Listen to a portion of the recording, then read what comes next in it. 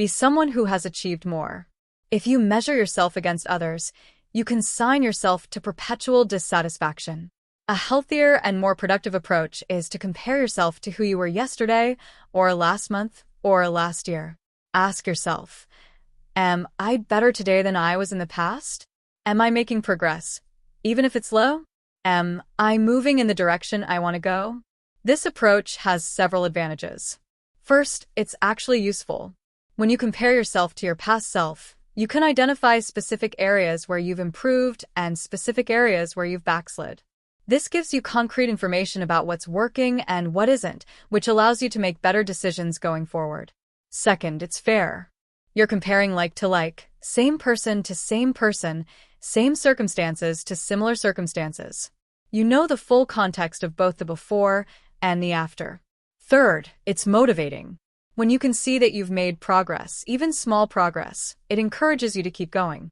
And when you notice you've regressed, you can investigate why and make corrections without the added burden of feeling inferior to others. This doesn't mean you should never look at what others are doing. You can learn from others, be inspired by them, and use their achievements as proof of what's possible. But there's a crucial difference between learning from others and measuring yourself against them. When you learn from others, you're looking for strategies, approaches, and ideas you can adapt to your own situation. When you measure yourself against others, you're using their success as evidence of your failure. The first is productive, the second is demoralizing. Focusing on your own progress also helps you appreciate the complexity and difficulty of improvement. Real change is usually slow, incremental, and nonlinear. You make progress, then backslide, then make more progress.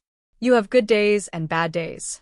But over time, if you're consistently working to improve, you'll find that you've covered significant ground. This approach also respects your individuality.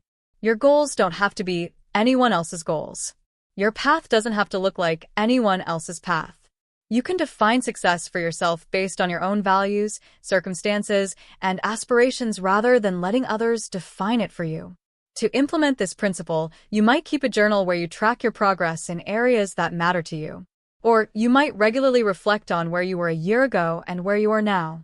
The specific method doesn't matter as much as the consistent practice of measuring yourself against your own progress rather than others' achievements.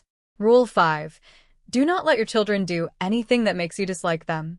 This rule might seem oddly specific, but it contains important wisdom about relationships, boundaries, and character development that extends far beyond parenting.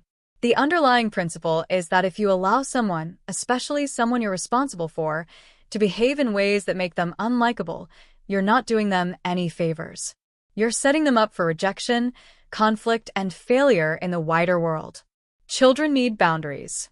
They need to learn that their actions have consequences, that other people have needs and feelings that matter, and that certain behaviors are unacceptable. When parents fail to set and enforce these boundaries, they raise children who are undisciplined, entitled, and poorly equipped to function in society. A child who is allowed to be constantly demanding, rude, or disruptive at home will face harsh consequences when they bring those behaviors to school, to other people's homes, or eventually to the workplace and adult relationships. The wider world is less forgiving than parents, and the lessons it teaches are often painful and humiliating. But beyond the practical consequences, there's something more fundamental at stake. When you allow a child to develop traits that make them unlikable, you begin to resent them.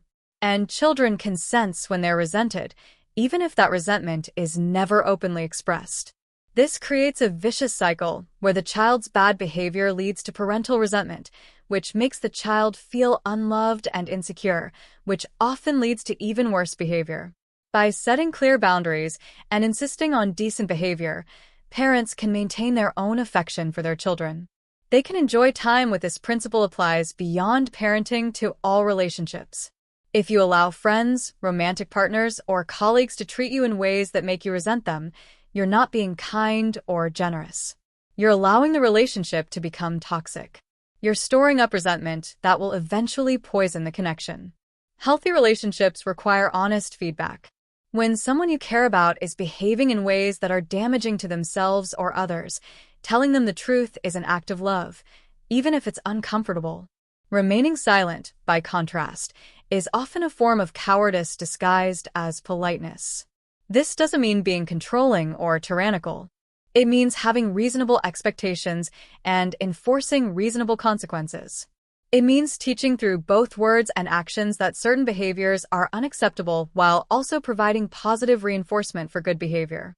The goal is to help people, especially young people, develop traits that will serve them well throughout life. Consideration for others, self-control, responsibility, honesty, kindness, and resilience. These traits aren't innate. They must be taught and reinforced. This rule also recognizes a deep truth about human nature. We need structure and limits to thrive. Complete permissiveness doesn't lead to freedom. It leads to chaos and anxiety. Children who grow up without clear boundaries, when you provide structure and enforce boundaries, you're communicating that you care enough to do the hard work of discipline. You're showing that you have faith in the person's ability to meet higher standards. You're treating them as capable of growth and improvement rather than writing them off as hopeless. Rule 6. Set your house in perfect order before you criticize the world. It's remarkably easy to identify what's wrong with the world. Injustice, corruption, stupidity, and suffering are everywhere you look.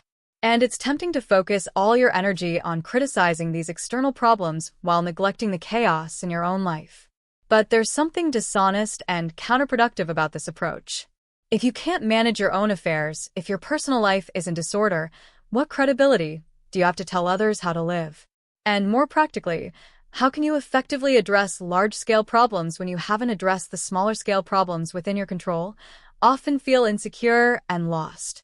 They don't know where the limits are, so they keep pushing, looking for someone to finally say enough. Their children rather than dreading it. They can take pride in their children's development rather than feeling embarrassed by their conduct.